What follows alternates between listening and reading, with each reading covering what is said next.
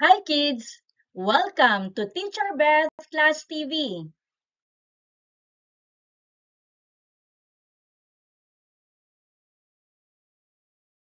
Today, we're going to discuss about what a computer can and cannot do. At the end of this lesson, you will be able to explain what computers can and cannot do and know the importance and use of computers. Are you ready? Computers do a lot of things for us. Have you tried working with computers? Can a computer do everything? A computer is a machine that can make our work easy to do. Using a computer, we can do many things at home, in school, or anywhere we are. What can a computer do at all? Is there anything a computer can't do? What a computer can do? A computer can help you write letters and words, numbers and symbols. A computer can help you put or paste pictures or use them to draw objects. A computer can help you add and subtract numbers and other arithmetic tasks. Using a computer, you can watch movies, listen to music, and play games. A computer helps you talk to people or write messages for others. Computer can also do other things from simple to complex tasks. They help people do their work quickly and easily. Computers help teachers and students with lessons and activities in school. Computers help people in their daily work at the office. Computers are used in groceries and shopping malls. Computers help doctors know and detect quickly what illnesses patients have. Computers help people with their bank transactions, such as deposits, withdrawals, money transfer, and increase of bank accounts even the bank is closed. What a computer cannot do. A computer cannot repair itself when it breaks down. It needs a person to fix it. A computer cannot think and act on its own. It needs instructions from people. A computer cannot produce information or data on its own. A person is needed to provide information or data to the computer. Don't forget, computers do a lot of things for us. It is a machine that can make our work easy to do. But there are things that a computer cannot do by itself.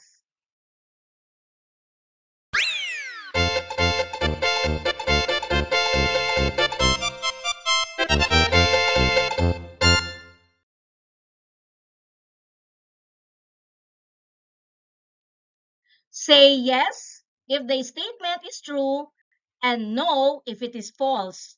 To actively participate in this activity, you may write your answer in the comment section. A computer lets you play games, listen to music, and watch movies. The answer is yes.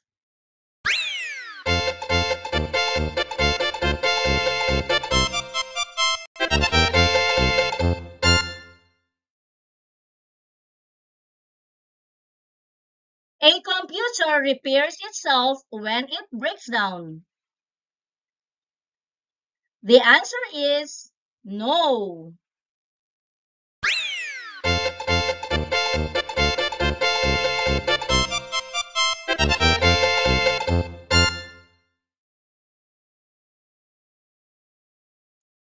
A computer cannot think and act on its own.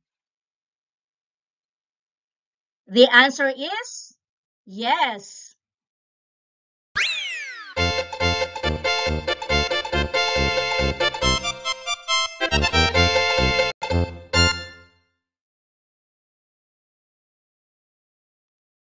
A computer can think and decide for itself. The answer is no.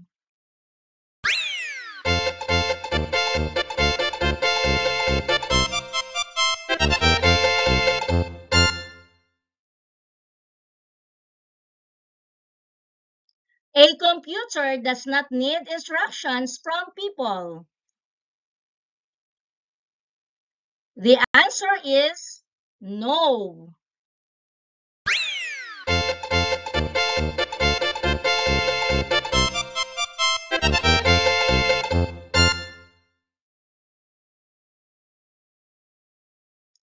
A computer helps you do tasks repeatedly.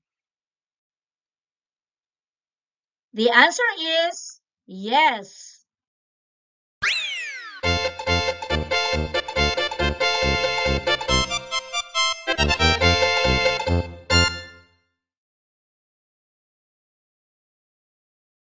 A computer can help you add and subtract numbers.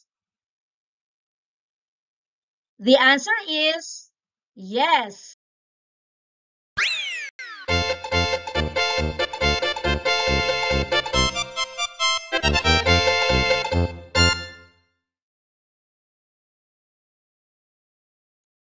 A computer can store data or information on its own.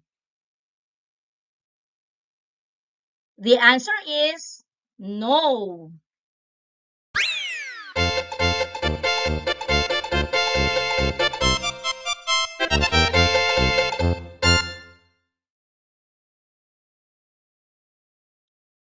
A computer helps you learn and explore many things.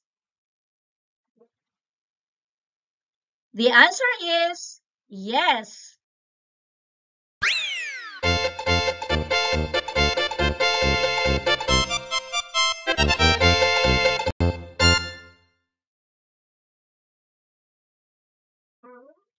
Computers help people in their daily work at the office.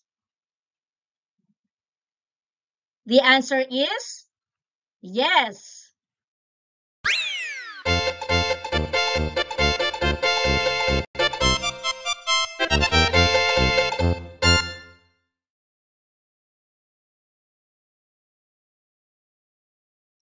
Choose from the monitor the correct words for each picture.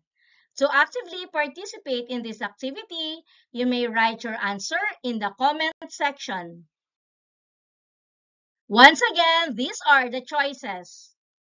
Send an email, read words, watch a movie, play a game, draw objects. And this is the first picture.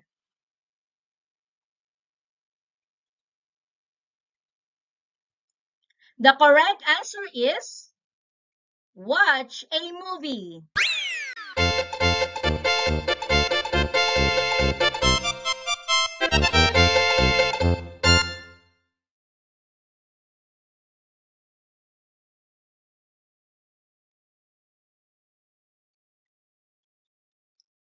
The correct answer for this picture is play a game.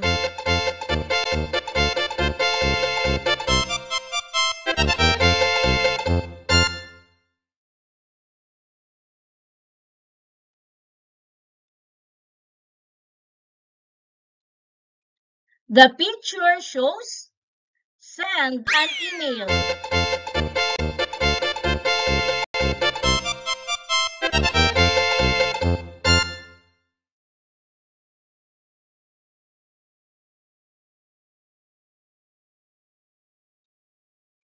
The match words for this picture is draw objects.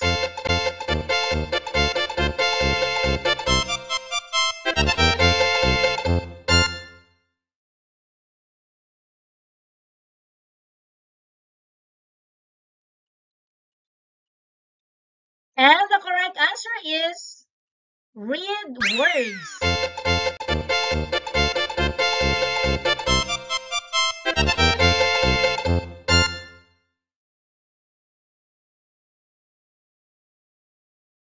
And for your activity at home, write 5 tasks or things that you do whenever you use your computer. You may write your answer in the comment section.